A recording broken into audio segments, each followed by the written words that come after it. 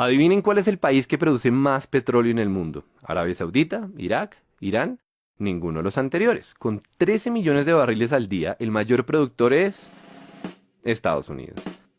La coronación es reciente y es una de las razones por las que se ha caído el precio del petróleo. Estados Unidos está comprando menos porque está produciendo mucho más. Y todo esto tiene un responsable: el fracking. ¿Qué es el fracking? Es una técnica para extraer petróleo y gas de lugares que antes no se dejaban. Rápido repaso geológico. Todo el petróleo está almacenado en formaciones de rocas. Algunas de estas formaciones tienen poros o grietas que dejan fluir el petróleo, otras no. Las que no eran un problema para la industria petrolera, pero ahora que existe el fracking ya se puede sacar petróleo de ahí. Es más fácil entender todo esto si hablamos de un concepto clave: la presión.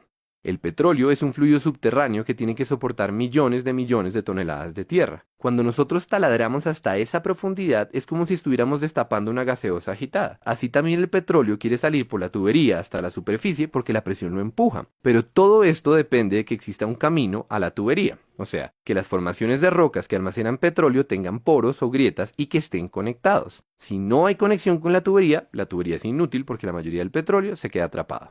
Pues bien, resulta que ahora podemos fracturar las rocas para crear nuestras propias grietas. Eso es el fracking, que formalmente se llama fracturamiento hidráulico. Lo de fracturamiento ya se entiende, y lo de hidráulico es porque se utiliza agua a presión para romper las rocas, agua y arena. Pero la historia no termina ahí.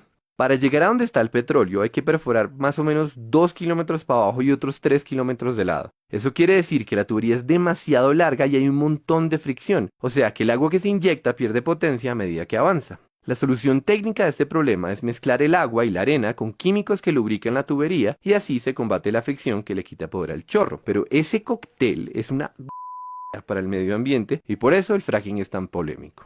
Para ser claros, no es que los pozos convencionales sean amigables con el medio ambiente, es que el fracking es peor. Básicamente estamos contaminando grandes cantidades de agua para romper rocas y buena parte del agua sucia que metemos se devuelve a la superficie todavía más sucia porque esas rocas tienen metales pesados y compuestos radioactivos. La contaminación es tanta que ya no es posible tratar el agua para hacerla potable. O sea, esa agüita se perdió y para siempre.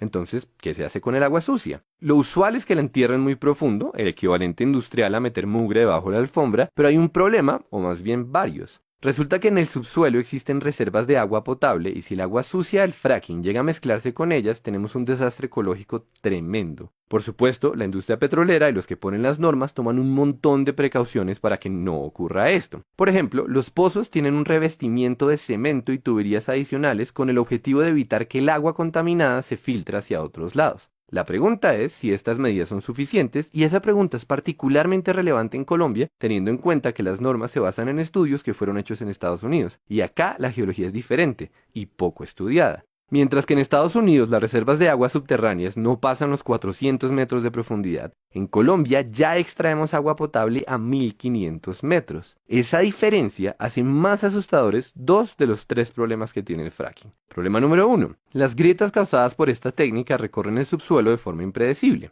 Eso quiere decir que corremos el riesgo de conectar los yacimientos de petróleo y el agua contaminada con otras fuentes de agua. Problema número 2. El casing, o sea, la capa de protección para la tubería, solo llega hasta cierta profundidad, es decir, que el agua contaminada se puede filtrar por debajo. Y, problema número 3, el casing es una solución temporal. No se sabe qué pasa después de muchos años de desgaste en la estructura, y ya existen varios ejemplos de pozos en los que se comienza a filtrar el agua sucia. Y entre paréntesis, también se ha hablado de la asociación del fracking con el incremento de temblores, pero se argumenta que en los pocos casos en los que ocurre las magnitudes son despreciables. Ahora bien, dicho todo eso, es importante saber que hay más de 1 millón de pozos de fracking en el mundo, y ese dato es muy diciente. Nos dice que las consecuencias negativas del fracking teóricamente se pueden controlar, por lo menos a corto plazo, y también nos habla del rol protagónico del petróleo en la economía. Es que son 1 millón de pozos aumentando las reservas mundiales, y la cifra va creciendo, lo que nos trae de vuelta a Colombia. Colombia, que está por encima del 85% de los productores de petróleo del mundo. Colombia, cuya economía depende en buena parte de esta industria, pero también Colombia, la que solo ha explorado 9 zonas en lo que va de este año, porque cayó el precio del petróleo y por tanto cayeron las inversiones.